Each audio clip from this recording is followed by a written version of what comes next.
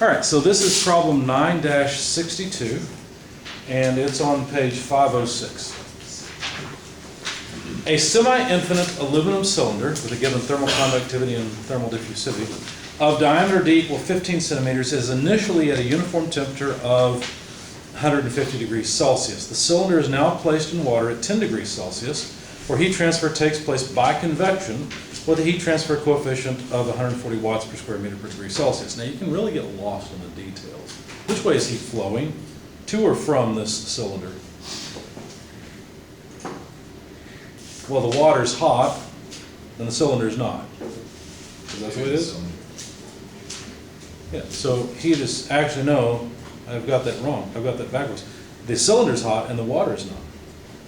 The water's at 10 degrees Celsius, so actually heat's flowing from the cylinder to the water. Okay.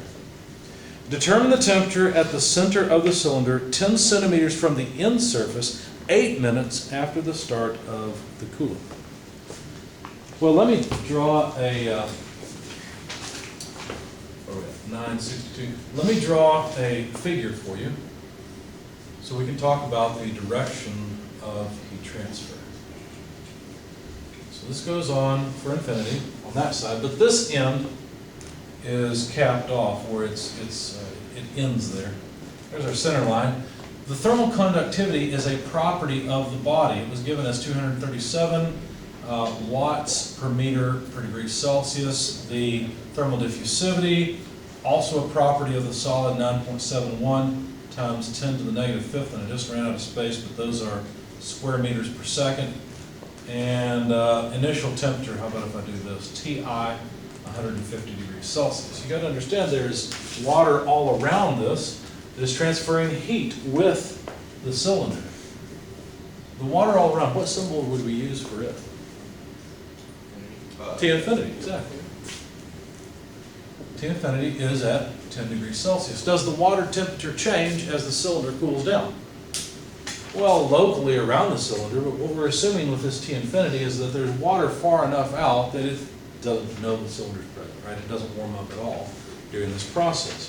The process of cooling the cylinder takes an amount of time, 8 minutes. I went ahead and converted that and got 480 seconds. Okay. All right, now, for the entrance, well, a little bit more data. They gave us a diameter of 0.15 meters. I don't remember if they gave it to us as meters or millimeters, whatever. I converted it to meters because that's convenient. And then they're interested in the temperature at the center, but at a depth in the cylinder of 0.1 meters. Okay? Now, we just got through drawing all of the various cases on the board and then determining the directions of heat transfer. What direction or directions of heat transfer exist for this cylinder? Radial, certainly. And we discover that heat's flowing out, so let's draw it like that. We could draw some coming out at us, but that would mess up my numbers. All right, so let's just leave that. What else? Are there any other directions of heat transfer? Is it the single cap where it'll... Right, so the idea behind having a semi-infinite body is that on this end, the cap end, if you will, is actually not capped off to heat transfer. So there's also heat flowing out this end face, axially, you see? What model do you think we're going to use to represent all of the radial heat transfer along the length of the cylinder? Well, infinite cylinder, right? What model are we going to use to take care of the heat transfer out the end? That's the semi-infinite model. Because the semi-infinite, what happens is, normally it would go out in all directions as well as this way, but the cylinder basically cuts it off. Okay? That's what ends up happening. So the semi-infinite body will take care of the heat transfer out the end. The cylinder, the infinite cylinder, will take care of the radial heat transfer. So we have two different models that we need to deal with. So it goes like this. We've got the semi-infinite cylinder model, which, by the way, what was that one? Which number was it? I don't recall. Two. Okay, so model 2, thank you. It should consist of a cylinder model multiplied by the semi-infinite body model, right? But notice that what we care about is the temperature at the center line of the cylinder. So I can actually add a 0 here, right? Because I'm interested in the temperature at the center of the cylinder, but at a certain depth in the semi-infinite body. See that? All right, so basically I better deal with these one at a time. So for the center of the cylinder, we know we'll have T naught minus T infinity divided by Ti minus T infinity. You know, I just realized since I'm videoing this, we may as well make sure that this is the right model to use, because after all, could we possibly use a lumped parameter analysis model? Let's find out. Let's calculate the BO number. Well, if we try to calculate the BO number, we're going to need, let's see, yeah, I think we can do it. The BO number would be equal to, what? H LC over K. But LC is going to be volume per area. If we think about the volume of this cylinder, we could take the volume of the cylinder, it goes on forever this way, and then the surface area on the outside of the cylinder, both of those are going to go on forever. This little bit of surface on the end won't make any difference. So we'll get the same critical length, volume per area, as we would get for an infinite cylinder. So let's just go with that. So for an infinite cylinder, what is the volume of a cylinder? Well, let's see, it's the end area pi r squared times the length. So let's just say L. I know L goes on forever. Maybe we'll use A. Well, if I use H, how about if we use X? How's that? So the length of the cylinder is what that X represents. And then the outside surface area would be perimeter times X. So the perimeter is what? Just 2 pi r. See how the X's will cancel for us? The pi's will cancel. One of the r's will cancel. And our characteristic length would be radius over 2. See that? So let's calculate the BO number based on that. So the convective heat transfer coefficient, oh, I bet they gave it to us and I forgot to write it down. That would be in the fluid, so let's jot that down. 140 watts per square meter per degree Celsius. Did I forget anything else? No, looks like I've got everything else.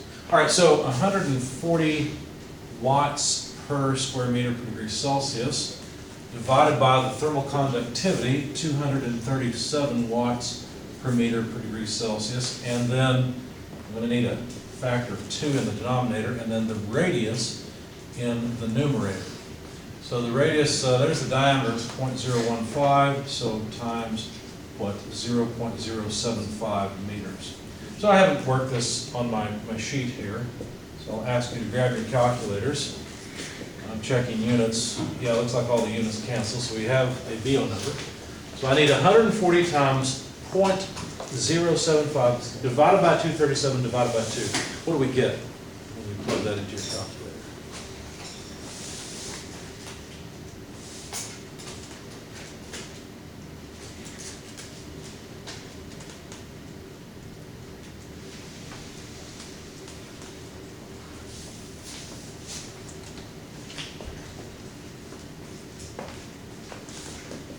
So the real BO number comes up to what?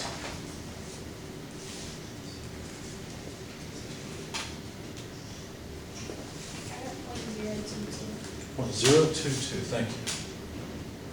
Well, we could use lumped parameter analysis if we wanted to, couldn't we? In fact, we'll do that. We'll use this model, first of all, and see what temperature we get, and then we'll go back and we'll compare, because this is less than 0.1.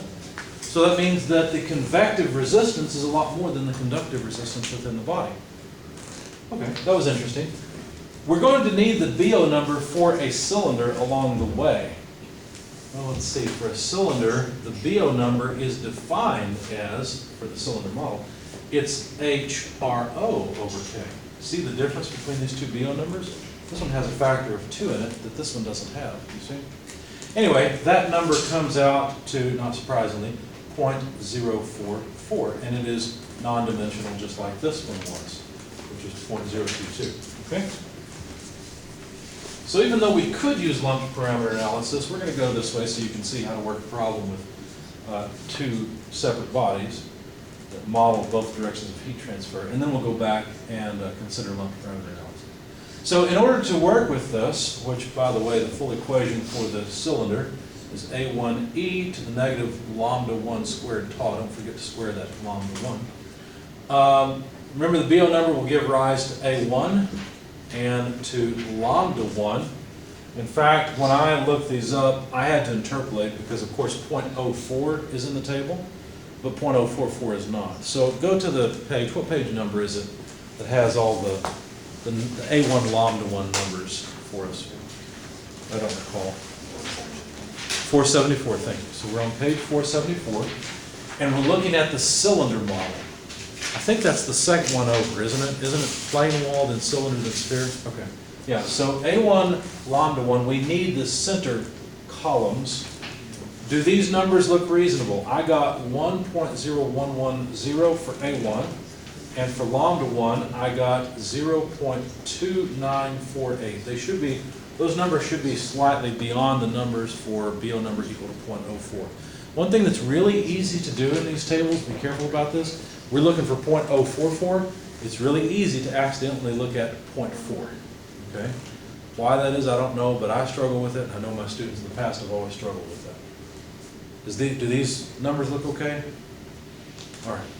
So I got those by interpolation.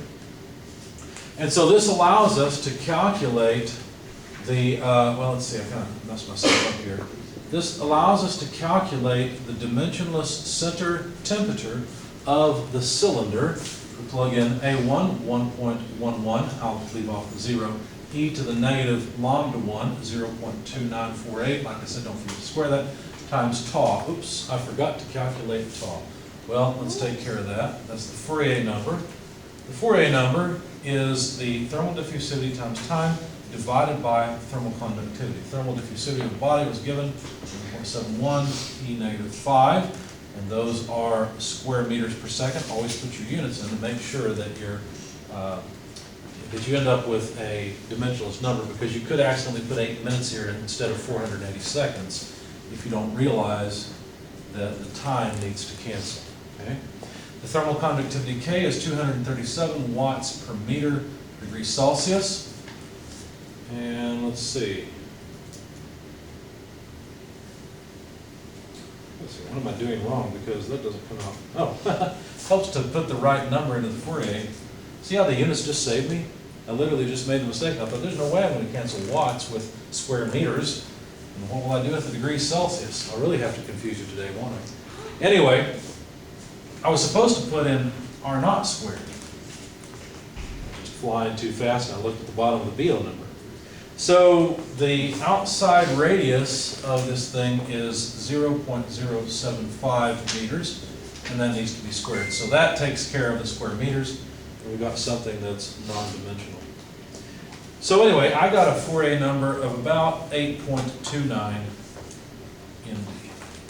So now we've got the Fourier number, which was the last thing that I missed. And so now this is just a matter of pushing buttons on your calculator. Don't forget to put in that negative sign. Don't forget to square the lambda. I'll make it clear this is times. And what I got when I did this for the dimensionless center temperature was about 0.492. So now I've got this number, 0.492, and I don't want to forget it, so I'm going to write it down up there. So far, so good? All right. Now, and by the way, this worksheet is already scanned and posted on Brightspace, so you can, I shouldn't have said Brightspace, now it's going to be in the video, and who knows what learning management system we'll use a couple years in the future when I'm trying to use this video, but oh well. Whatever the current learning management system is, it'll be there. So now let's take care of the other model, which is the semi-infinite model, and to save space, I'm just going to note, well, let's see, it won't work to remember the Fourier number and the BO number, will it? Because for the semi-infinite model, they will be different. In fact, we don't even use the Fourier number and the BO number for the semi-infinite model. Instead, what we have to do is calculate the parameter that goes into the complementary error function. And you might want to reference these pages while we go through, because we just learned this model today. So, let's see, semi-infinite model. Go to page 485, that's probably the best one, where we've got the chart. So for that odd-looking parameter, which I think is psi, but I can never remember, we calculate it as the position over 2 root alpha t. What do we mean by position? Well, we mean the distance into the semi-infinite solid. So that's this 0.1 meters. Okay. So 0.1 meters divided by 2 root. Now alpha is the thermal diffusivity of the body, so that is 9.71 times 10 to the negative 5th square meters per second. And then time is 480 seconds. So that way the seconds go away. When I take the square root of the meter squared, I'll just have meters, so the meters will all cancel. And you notice that this, I like to call it the snake parameter, because it looks like a coiled snake, whatever you call it. This parameter is dimensionless. Anyway, the number you get is about 0.232 and is non-dimensional. Now, we need another parameter in order to either read off the chart or use the equation to calculate the result. Now, we're going to do it both ways, because you guys know me, we have to try it both ways and see what happens. So to determine which line we're on, we've got to calculate another parameter, which they don't seem to give a name, but it's h root alpha t divided by k. So let's see, the convective heat transfer coefficient is 140 watts per square meter per degree Celsius. And we need thermal diffusivity, 9.71 times 10 to the negative 5th square meter per second. Not surprisingly, times 480 seconds, that gets rid of the time, divided by thermal conductivity, 237 watts per meter per degree Celsius. So let's see, watts and degrees Celsius are gone. One of the meters are gone. When we take the square root of meters squared, we get meters over meters, so meters are gone. So this is dimensionless. The number I came up with was, let's see, copyright 1.1275 or so non-dimensional. All right, so now let's go to the figure on page 485. For the sake of the video, I guess I'll hold this up so we know what it looks like. Yeah, it looks like that. So we need to go on this figure, and the first parameter we calculated is the x-axis parameter, that curly snake-looking thing. Right? That tells us where we are on the x-axis. But then the other parameter tells us which curve we're on. Okay. So look with me, if you will, on page 485, and let's see if we can read off the dimensionless temperature on the y-axis. We've got a horizontal coordinate of 0.232. I see a coordinate of 0.25, so a little bit to the left of that second minor division. Well, second, I guess it's the first major division line since it's labeled. So to the left, and then the curve we're on is 0.12. I see a curve for 0.1 and one for 0.2, so I'll have to go a little bit above the curve for 0.1. When I do that, I read off about 0.08. Everybody see how I get that? Okay, so basically, these two numbers together allow me to read off 1 minus theta equals 0.8 or 0.08. Or so, and this is from the figure. Okay. Remember, it's 1 minus theta because we like theta to be the dimensionless temperature we usually work with. Go ahead. So how did you find that? The left, that y-axis? The y-axis, I intersect, you see how there's a curve of 0.1 and 0.2?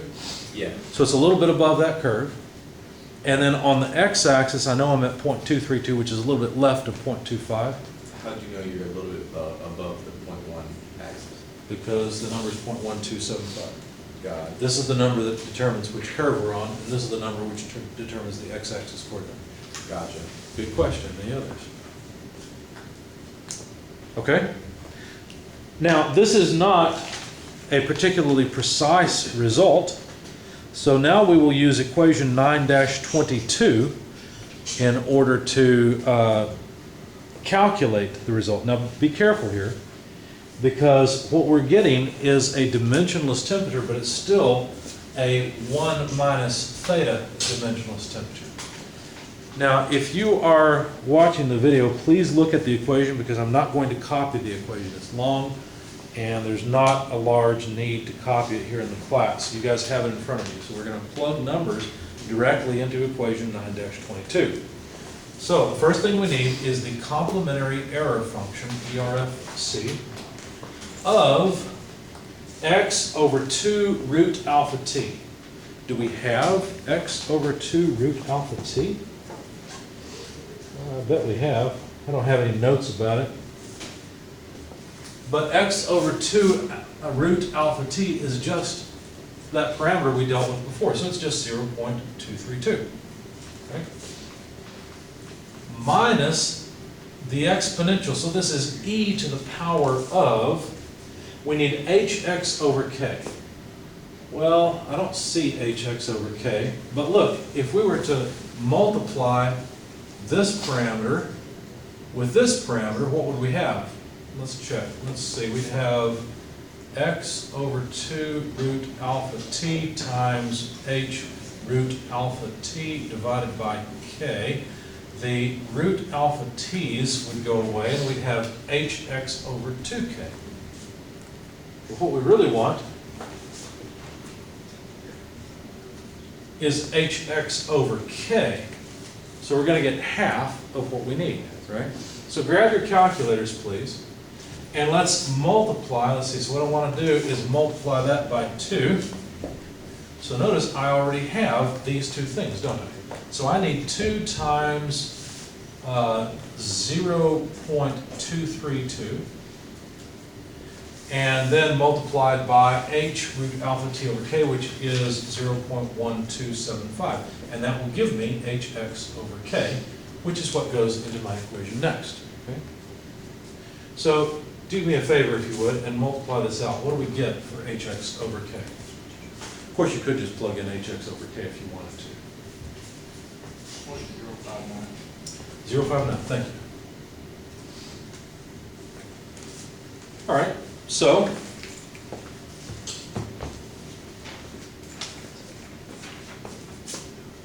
0.591, I got. 59's close enough. But then we have to add to that the square of h root alpha t over k. So basically we need to take this number and square it. So let's see, let's insert something here. H squared alpha t over k squared would just be this number squared, wouldn't it?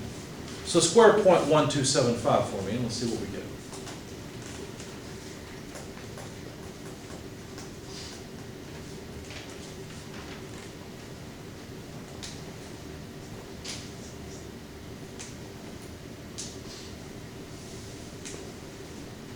I see frowns, so please do not hesitate to ask questions. 0.0163. Good, that's what I got. This is 0.0163, so they need to add that up here. And that's what goes into the exponential, but then that has to be multiplied by the term that is in square brackets, which is another complementary error function term. Let's see, looks like I'm running out of space. Let me copy some things down. Really what we want is hx over k. Got that. We know these are all non-dimensional. Let me copy some of these over here. H root alpha t over k was 0.1275. We just found out that h squared alpha t over k squared was 0.0163. So let's see. I want to remember that 1 minus alpha, or 1 minus theta is 0.08. So let's see, I've got all that. The one thing I don't have is that one. Let's jot it down too. So x over 2 root alpha t is 0.232. Okay. A lot of work for one little problem, isn't it? Oh well. All right, so what goes in here is the complementary error function of two terms that are added together, but these are easy ones. We just need x over 2 root alpha t, so we just need this one, 0.232, plus h root alpha t over k, this one, 0.1275. That's it. Okay. Except we don't have a, well, you might actually. On your graphing calculator, you might have a complementary error function button, I don't know. Or maybe in your library somewhere. What I'm going to do is go to table 9-3. Please go there with me. It's on page 486. It's not marked, but that's the page number. And let's compute the complementary error function, or let's determine the complementary error function of 0.232. In fact, I think, yeah, we've already used the chart. We've got all the numbers we need. I know they're correct, so we don't, actually I wasted time writing all that down. We don't need it anymore. So we need the complementary error function of 0.232. What do they have in the table? They've got 0.22. And they got 0.24. So do you see how the result is going to come out to about 0.74? Because one of those is at 0.75, the other one's at 0.73. Okay? Everybody following me? So we expect the result to come out, this should come out to about 0.74 something. In fact, it interpolates to 0.7429. Okay? Is that believable? Hopefully? Okay? Then we need to subtract, by the way, there's an equal sign there, 1 minus theta. We're still working with the same thing on the left. We need to subtract e to the power of 0.591 plus 0.0163. When I did that on my, this is just punching buttons on your calculator. You can verify it if you want. It's 1.0783 is what I got. Okay? So this whole thing right there. And then I need to add 0.232 to 0.1275. So do that for me if you would, because I don't have that number in my notes. Let's see if I can do it any faster than you can. I doubt it. Well, maybe. 95 takes care of the 253. Yeah, there we go. Is that it? 0.3595? So we need the complementary error function of 0.3595, which is really close to 0.36. I bet they've got 0.36. Yeah, there it is. It's 0.36 is the last row of the first column in table 9-3, page 486. And it reads off at 0.6107. Notice the number is going to be a little higher like that because the complementary error function actually is going down as we put increasing arguments into it. So when I performed the interpolation, I got 0.6112 for my result, which is just a little bit above the 0.6107. So finally, this is just a simple, well, you've been doing this for a long time, haven't you, in grade school? So anyway, I got about 0.0838, which makes sense because I got about 0.08 from the figure. Okay? So we've got a little bit of a refined result, and this is non-dimensional. However, what we really wanted for the semi-infinite body is this theta right here. They gave us 1 minus theta. That's what this is. This is 1 minus theta. So, what that means, if we solve for theta, which this is the same theta, it's the theta for the semi-infinite body. Let's see, we'd have to take the theta to the other side, we'd have to take 1 minus 0.0838, so we're going to get 0.9 something. In fact, it's about 0.9162, and it is still non-dimensional. A lot of work, but there we go. All right. So we had gotten 0.492 for the dimensionless center cylinder temperature. And now for the semi-infinite body, we've got 0.9162. Multiply the two together, and we've got the dimensionless temperature for the semi-infinite cylinder. Comes out to about 0.451. Now, as I said, since I was careful and took and remembered that what this solution gives me is 1 minus what I wanted, okay, then what I've got here at the end is the temperature that I was looking for, Tc, minus the fluid temperature divided by Ti minus the fluid temperature. That's what we've got. Another way to look at this is temperature is the temperature as a function of a radial position equal to 0 and an x position equal to 0.1 meters. You see? So that's the temperature we're looking for. So let's solve for it. I'll just keep calling it Tc. So if I solve for the temperature of that point, I will get theta of the semi-infinite cylinder, just calling this what it is, multiplied by the denominator, Ti minus T infinity, plus T infinity, the fluid temperature. So now let's see, if we plug in numbers for all of this, we've got 0.451 for the semi-infinite cylinder. Initial temperature of the body was 150 degrees. Temperature of the fluid, 10 degrees. And of course, all this is in degrees Celsius. Plug it all into your calculator, you get about 73 degrees Celsius. And that was the temperature that they wanted us to find. That's the temperature after, what, 8 minutes? 0.1 meters from the end of the cylinder. Now remember, we calculated a real BO number at the beginning that was really low, and it suggested we should be able to use lumped parameter analysis.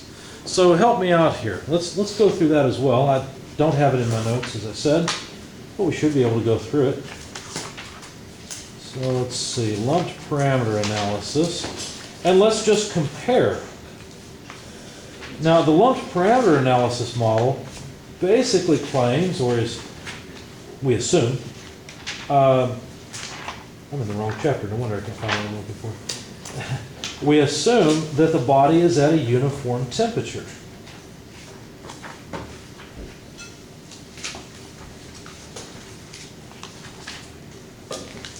So we should get a temperature pretty close to 73 degrees, right? Let's find out what happens.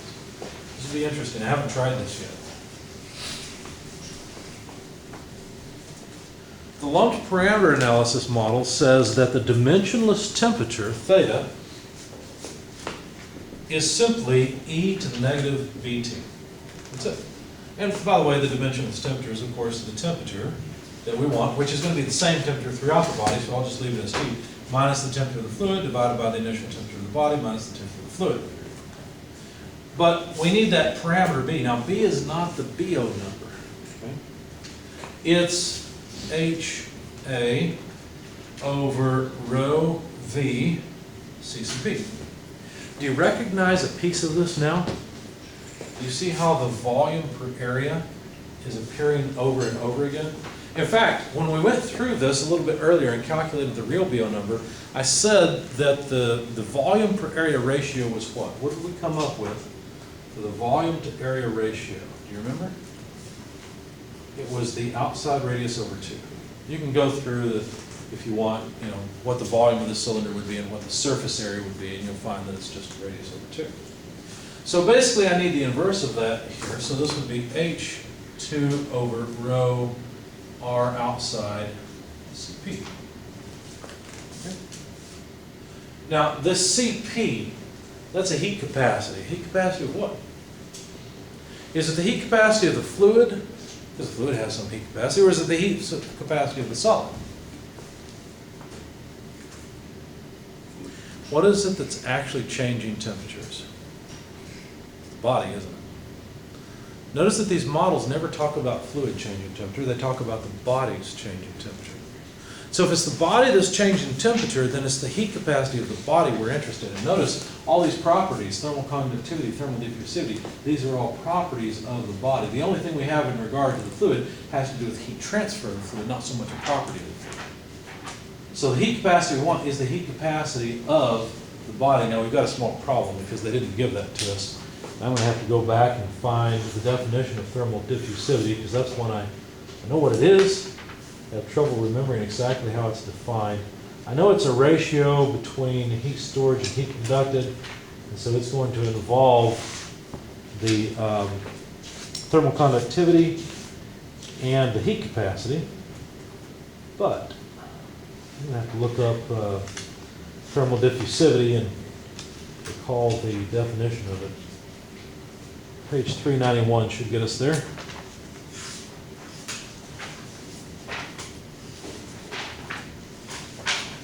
All right, here it is.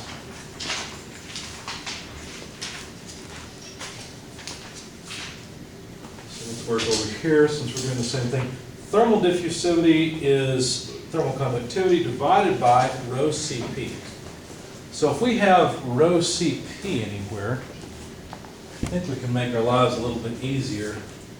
Let's see, in fact, yeah, see rho Cp. Oh, I know what we can do. We've got the thermal conductivity and thermal diffusivity, so rho C sub P would be equal to K over alpha. See, just rearranging things. So I can substitute rho Cp, let's see, 2H over R naught. Rho Cp can be substituted for K over alpha. So that puts alpha in the numerator. There we go. So that should give us our B number. All right, so now 2 times, let's see, H is 140 watts per square meter per degree Celsius. And this is getting a little close, so let me get it out of the way. Don't need this either. Multiplied by the thermal diffusivity, 9.71 times 10 to the negative 5th square meters per second, divided by the outside radius, 0.075 meters, divided by thermal conductivity, 237 watts per meter per degree Celsius. So let's see, degrees Celsius go away, watts go away, square meters go away, and meters go away, and we're left with inverse seconds, which is exactly what we hoped. So multiply 2 by 140 by 9.71 times 10 to the negative 5th. Divide that then by 0.075 and divide by 237, please. And don't be afraid to speak up. No one can see you on camera. Your voice will be permanently recorded with a right or a wrong answer, but only you will know your voice. And the camera doesn't pick it up well anyway. So when you get a number, tell me what you got.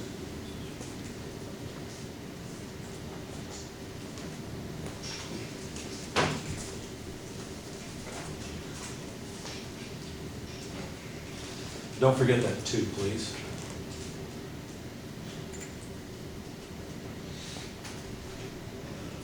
.00152.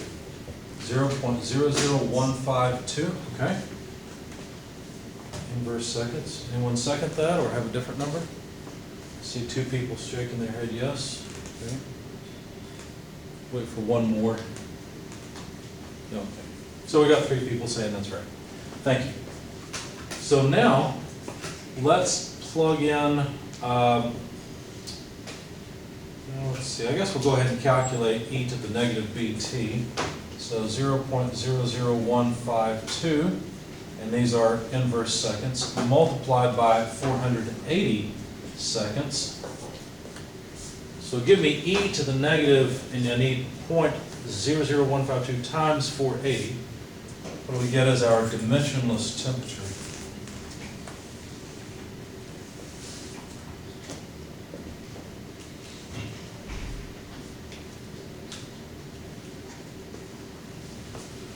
Let's see, 1, 2, 4.8 times 0.1. We're going to get about 0.48, I think. Well, we still have to take the negative of that number, though. Can't calculate exponents in my head.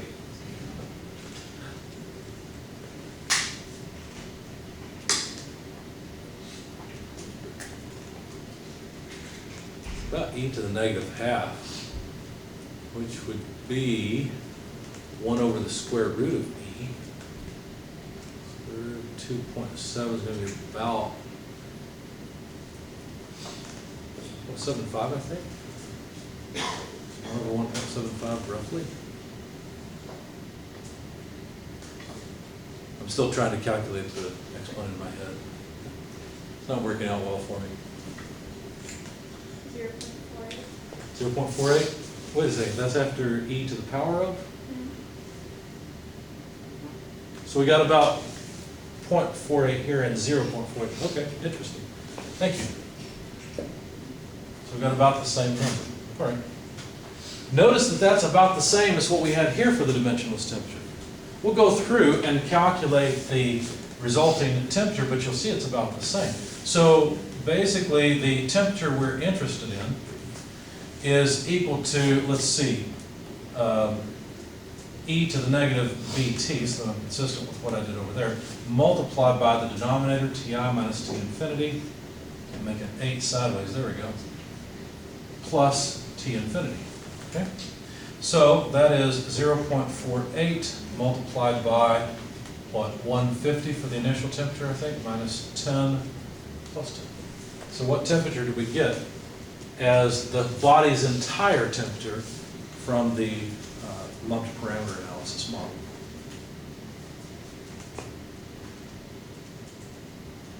$77.2.